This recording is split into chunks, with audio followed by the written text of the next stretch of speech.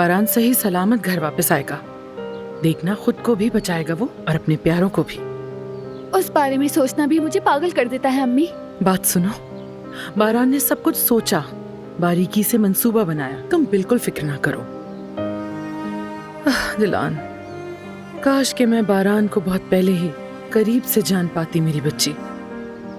तो मैं बहुत पहले ही जवाहिर के बारे में उसे बता देती, और शायद मैंने गलती की।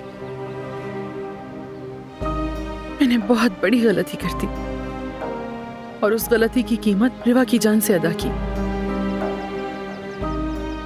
लेकिन मुझे बारान पर पूरा यकीन है, वो जवाहिर से उसके किए का पूरा हिसाब लेगा। तुम देखना बेटा।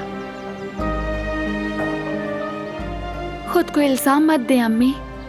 जवाहिर बहुत खतरनाक है। उसे लोगों की जिंदगियों की कोई परवाह नहीं है।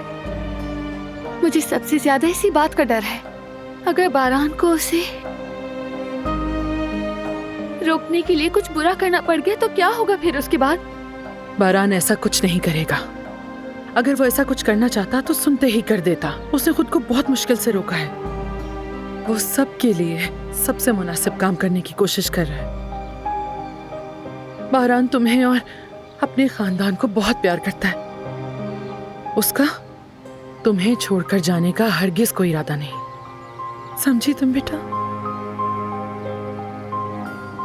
चलो थोड़ी सी वॉक करते हैं, अच्छा रहेगा।